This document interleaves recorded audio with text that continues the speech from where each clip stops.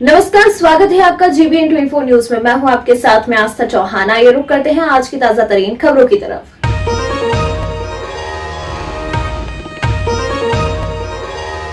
Bharatiya Janata party अनुसूचित जाति मोर्चा रांची महानगर की पहली कार्य समिति की बैठक शुक्रवार को स्वर्गीय गामा सिंह सभागार रातू रोड में आयोजित की गई। मौके पर भाजपा अनुसूचित जाति मोर्चा के प्रदेश अध्यक्ष सह विधायक चंदकियारी अमर कुमार बावरी ने कहा कि भाजपा अनुसूचित जाति मोर्चा प्रधानमंत्री श्री नरेंद्र मोदी के नेतृत्व में नए भारत के निर्माण में अग्रणी भूमिका रही।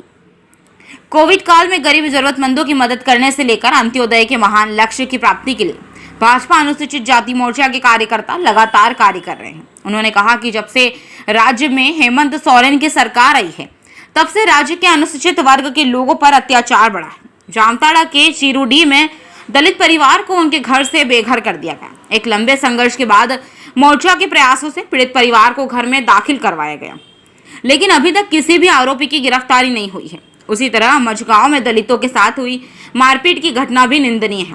इस मामले में भी अभी तक किसी भी आरोपी की गिरफ्तारी नहीं हुई। साहिबगंज में दलित की जमीन लूट मामले में मुख्यमंत्री के प्रतिनिधि पंकज मिश्रा के खिलाफ मामला दर्ज हुआ है, लेकिन अभी तक कोई भी कार्रवाई उनके खिलाफ नहीं हो पाई।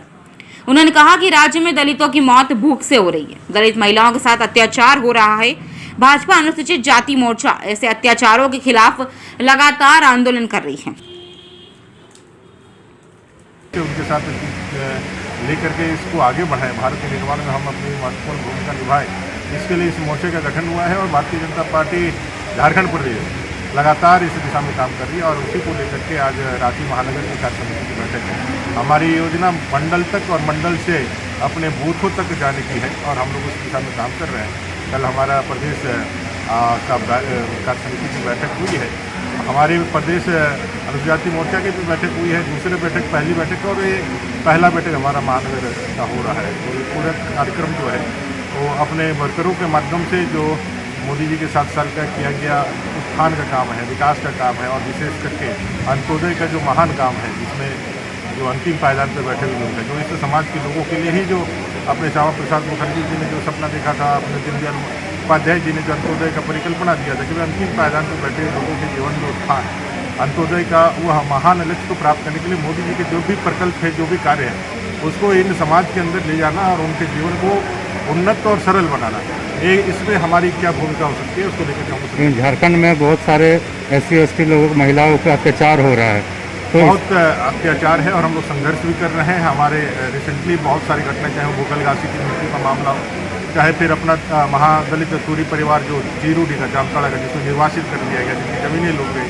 जिनको घर से हटा दिया गया, जिनको धर्म परिवर्तन के लिए कहा गया, आज उनको हम लोगों ने वापस घर में बैठाया है 3 महीने के बाद, बहुत संघर्ष के बाद, लेकिन अभी तक उनके अपराधियों की गिरफ्तारी नहीं हुई है। आत्मादोड़ा मझगांव में भी उसी तरह की कार्रवाइयाँ हुई थी, लेकिन आज तक उनकी गिरफ्तारी नहीं हुई है।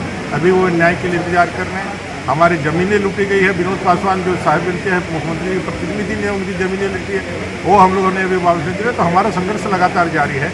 जो महिलाओं के साथ अत्याचार है, दमन है, शोषण है, ये सारा तो चल ही रहा है। इस सरकार की आंखें खोलने के लिए जितना हम लोग प्रयास कर सकते हैं एक संगठन के माध्यम से, जितने हम लोग अपना संगठन के लिए चुनौती दे सकते हैं सरकार को, वो हम लोग कर रहे हैं। लेकिन आप जामताड़ा जब गए थे, जामताड़ा विधायक इरफान अंसारी द्वारा आपको अभद्र भाषा का प्रयोग किया गया था, काला गुंडा कहा गया था, इस विषय में वो सारा विषय हम लोगों ने बोला है, अपना किया है और संगठन और बाकी समाज की तरफ से भी उनके खिलाफ बहुत हार्ड रिएक्शन भी आए हैं। ये विकृत मानसिकता दिखलाती है। कांग्रेस के वो कार्यकारी अध्यक्ष है और कांग्रेस ने अभी तक उस अभियान पे कुछ नहीं कहा था। विकृत मानसिकता दिखलाता है कि भाई ये दलितों के प्रति उनकी उनका क्या विचार है, कैसे वो दलितों को सिर्फ वो वोट बैंक ही समझते हैं। कभी भी उनके आत्मसम्मान और उनके उत्थान और उनमें आत्मविश्वास का संचार आज तक उन्होंने किया नहीं है। पूरी तरह से आज मोदी जी के नेतृत्व में पूरा दलित समाज एकजुट और एकत्रित होकर के आगे बढ़ रहा है, देश के निर्माण में आगे बढ़ रहा है। इसलिए इस तरह की ताकतें जो अपने को ये मानती थी कि दलित जो है उसका परमानेंट वोटर है, वो कहीं ना कहीं उसके मन में का बौखलाहट और उनके बौखलाहट का ही नतीजा है कि इस तरह की वातावरण। सर, DSC के